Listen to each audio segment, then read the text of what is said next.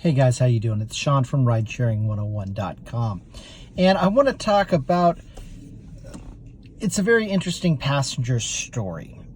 Last night, I go to pick up a party. It's under a woman's name, so I'm not quite sure how many people there are. But I'm using Uber's GPS. And I realize I've gone past the point where I'm supposed to be.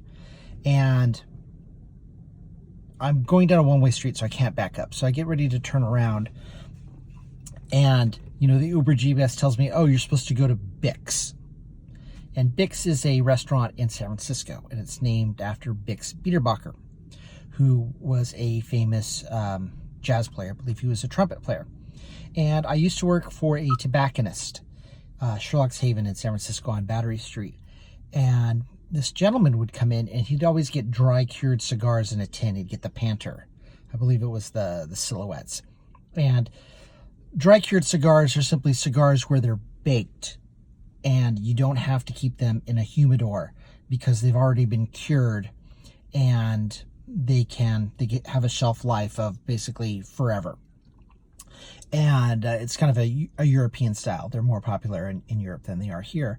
And this gentleman came in, he'd buy like 2 or 3 tins, maybe once a week, or once every 2 weeks. And he mentioned the restaurant Bix, and it was his restaurant. And it's named Bix because Bix was either his grandfather, Bix Beiderbecke was either his grandfather or his great-grandfather. So in tribute of the family, he named it after him. And I've eaten there before. It's a nice restaurant. In fact, last time I was there, the Mayor Willie Brown was in office, and he was eating there as well. So I get a call, and it's a gentleman, and it's his party. And I said, he's like, oh, I think you might have passed us. And I was like, oh, I didn't realize where you were. Didn't tell me that you were at Bix until, the end. And I told him where I was. And I said, and he's like, well, we'll go ahead and walk to you. I'm like, well, I can, I don't need you to do that. I certainly can go around the block and find you. I don't mean to, cause you any extra, inconvenience. And he's like, oh, no, it's okay. So I'm waiting, and I basically make a U-turn, a legal U-turn, I might add, across the double yellow line, but I'm blocking the alley that's one way coming towards me, so I can see if there's any cars coming. And I can see Bix. And these 2 gentlemen and this woman come, but they don't come from the alley. They come from like across the street. So they weren't at Bix. They were somewhere else. So they were not where they were supposed to be in the first place. But anyway, they get in. The woman's in a nice dress, nice shoes. She looks nice. The gentlemen are in suits. They're probably late 30s, early 40s. And I'm trying to figure out where to go, because downtown San Francisco, sometimes the Uber GPS gets turned around. It thinks you're facing the wrong way. And so, we go, they're like, oh, don't go down this way or whatever. Here, we'll tell you where to go. And some passengers do that. They saw that there was something weird with the GPS, and they want to give you directions, and that's fine. It's their time. I'll do whatever. And I go a couple of blocks, and then the GPS reacclimates, and they still haven't told me where to go. So San Francisco is a lot of one-way streets. I've talked about this in past videos. So I make a left turn, and they're like, oh, why did you go left? You shouldn't have gone left. I'm like, oh, well, the GPS reoriented itself, told me to go left. You didn't give me any directions on where you wanted me to go. So, and they're like, oh, okay. And there was a lot of traffic. And, the woman in the back, she's getting kind of huffy.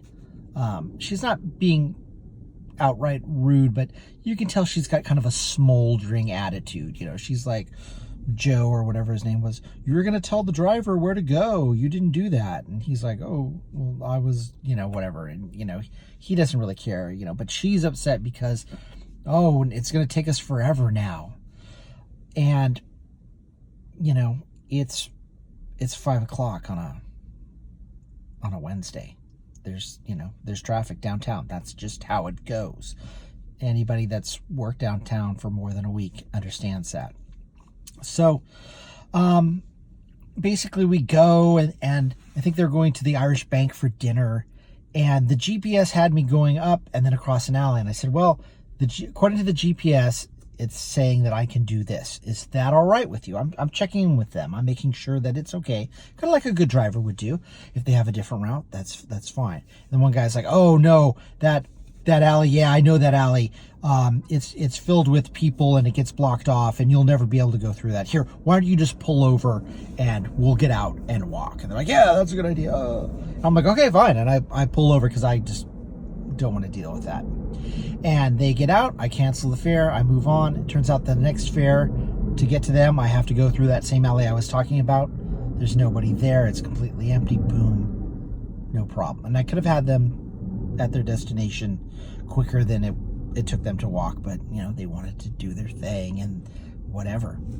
And during the course of conversation, the woman kind of mentions that it's her birthday or it's a birthday dinner, which is kind of why at 5 o'clock she's in a nice dress, nicer than what you'd wear to work. It's kind of a more semi-formal dress and shoes. And she's, you know, I'm not body shaming at all because that makes absolutely no difference to me. But she's a little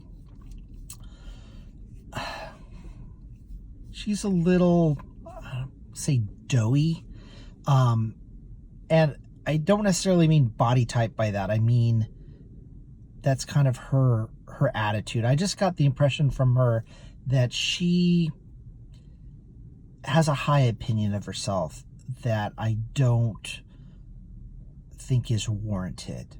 You know, I'm 53 years old. My experience has kind of taught me to size people up fairly quickly, and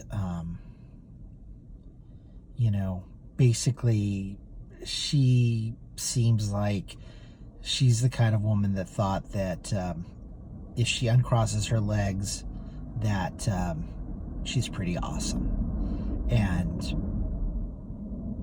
from my limited time being her driver and listening to her talk, I don't think that would be the case at all.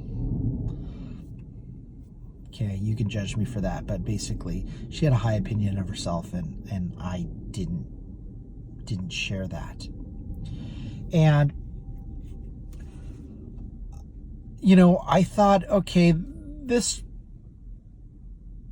might be an interesting ride. I'm wondering like what my rating is going to be.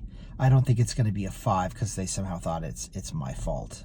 And in essence, partially maybe it is, but I can't make the traffic go faster. And sure enough, I checked today, and the reason I'm bringing this up is they gave me a 1 rating, a 1 star. And I give them 5, by the way. I always give everybody 5 unless you're really, really rude. I had a feeling that they might do something less than 5 stars, but you know, I thought I would take the high road. I'm like, it's her birthday, you know, whatever. Well, there had been no comments before. I've got three feedback issues. One is cleanliness of the vehicle. Okay, I rented the car 2 hours beforehand. It's a 2018 Chevrolet Cruze, like 15,000 miles.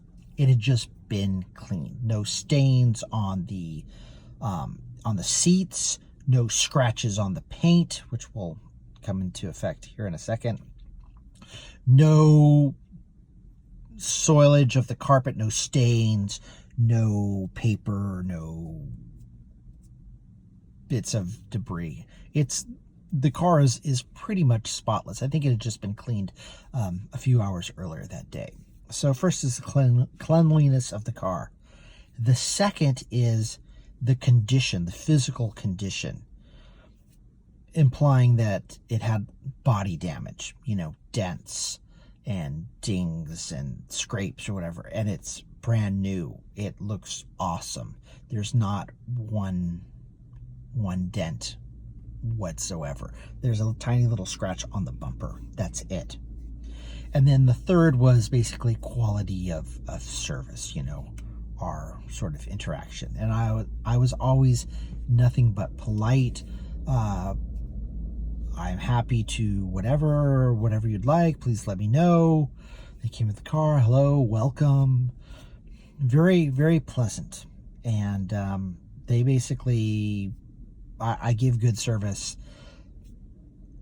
You know, it was her birthday, and you know, I don't know if that's the worst thing that happens to her on her birthday. She's very, very fortunate, because nothing bad happened. We didn't get into an accident. We didn't almost get into an accident. I didn't almost hit anybody. They simply had to walk a few blocks because that's what they wanted to do.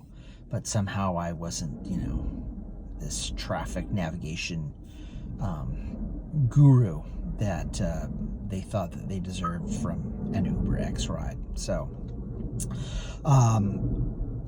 you get all kinds of passengers, and I had a feeling that their fare review would be less than 5, but I'm not going to sort of be petty like, oh, you're going to give me a bad rating, I'll give you a bad rating, because I didn't think it justified it. They weren't mean, they weren't rude. I could tell they were sort of a little bummed because of the traffic, but that's kind of normal, and I just sort of, you know, accept that. And if they, let's say they had given me a 5, if I knew that they were going to give me a 5 or a 1, I would have given them the same rating. I thought they were fine. I didn't really have an issue with them. Obviously they had an issue with me, and that's just the way it goes. I don't take that personally, because I know I didn't do anything wrong. So, you know, I have one rating. It didn't even change my overall rating. I still have a rating of 4.97, and that's fine. And if somehow it makes this woman feel, you know, oh, I've got to get back at this driver because he didn't make traffic magically disappear. If she's someone that is that petty, hey, whatever, you know, I'm not going to let that bother me. As I said, I didn't really think much of her, but I'm not going to give somebody a bad rating just because they have an unjustifiably high opinion of themselves. But this is the kind of things that you're going to have to deal with as a rideshare driver, and if it's the kind of thing that upsets you, then you might want to think driving people around. But I don't take it personally. I just kind of laugh like, oh, well, I gave them a 5. They gave me a 1. You know, I wouldn't want to have eaten dinner with her. So, and I certainly would not have wanted to spend any additional time with her, shall we say. Even if she looked nice and had nice clothes and she was, you know, fairly attractive, but just from a strictly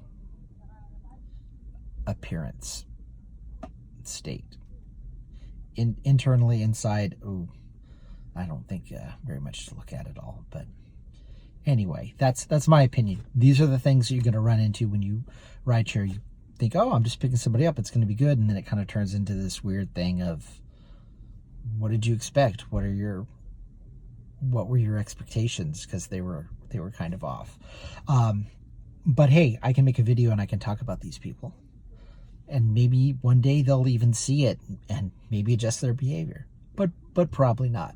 But if you've been a rideshare driver for a while, you'll recognize the situation and you'll understand it, and you just have to laugh and move on. So with that, hey, I'm going down to see my brother and my niece and my nephew.